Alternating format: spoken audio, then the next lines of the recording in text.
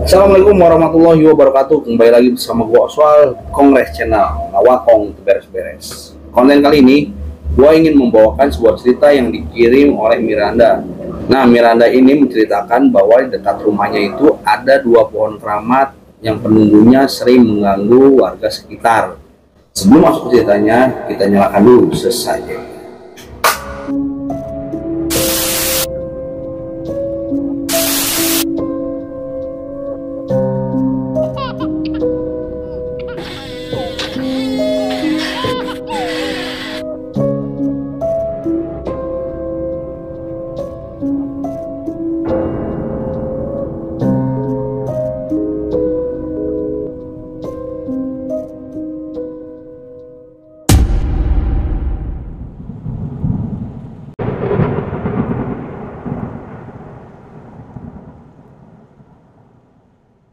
Sajen sudah nyalakan, rokok sudah dibakar, saatnya kita bercerita. Nah, Miranda ini kalau malam-malam biasanya banyak mengobrol di teras rumahnya bersama sang suami.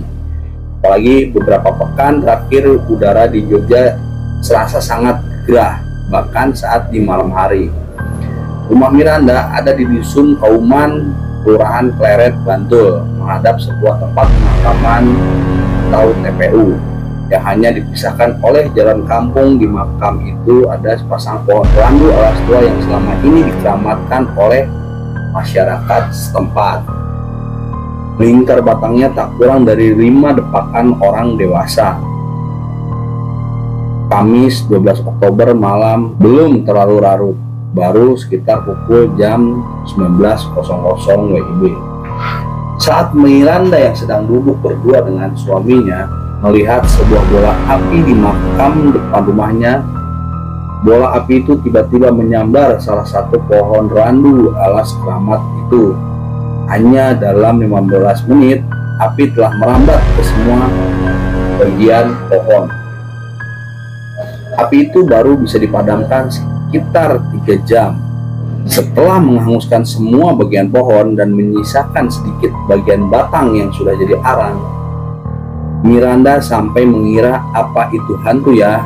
Saat ditemui pada siang harinya, pikiran-pikiran liar Miranda bukan tanpa alasan.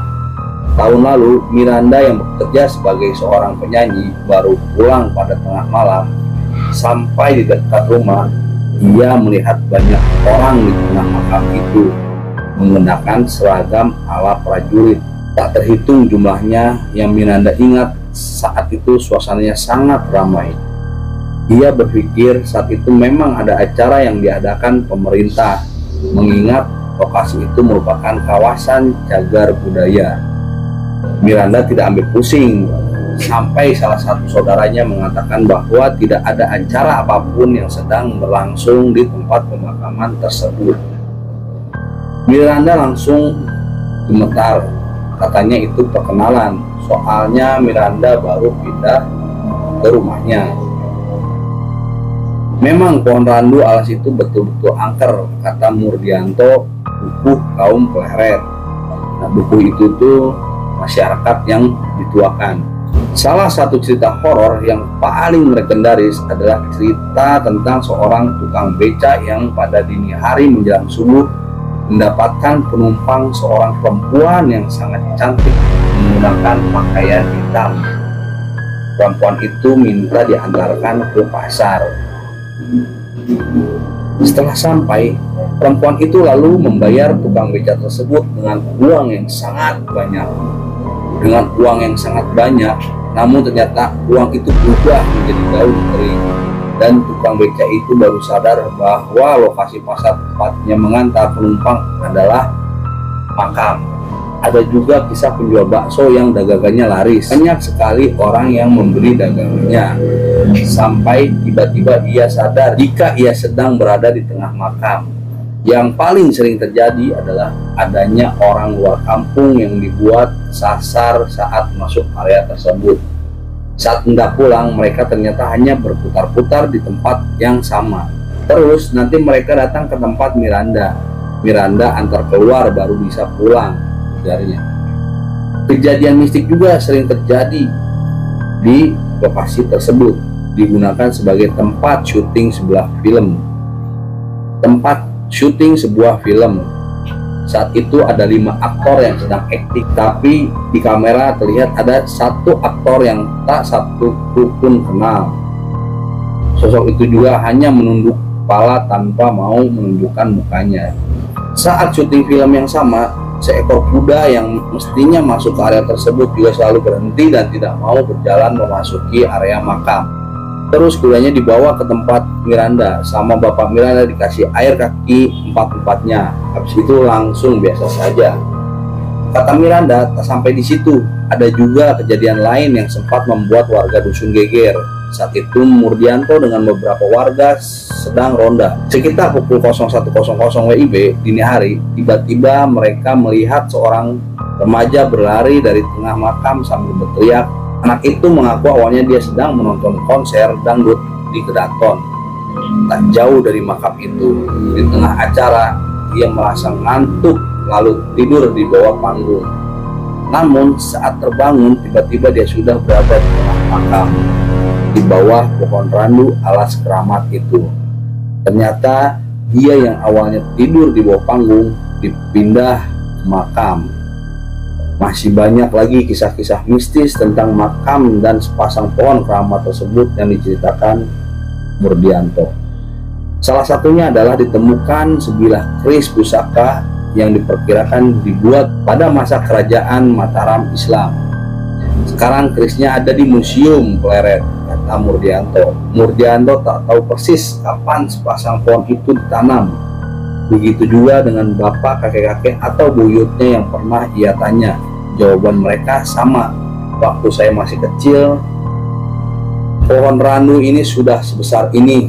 Yang jelas sejak Mataram Islam sudah lama sekali, kata Murdianto. Jika benar yang dia sampaikan, artinya sepasang pohon randu alas di makam dusun kaum ini sudah berusia 300 sampai 400 tahun atau mungkin lebih.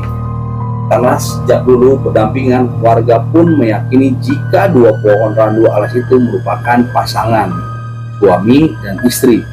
Sehingga sekitar tahun 2013, salah satu pohon tersebut tersambar petir lalu mati. Namun pohon yang tersambar petir itu masih tetap berdiri hingga pada 12 Oktober 2023.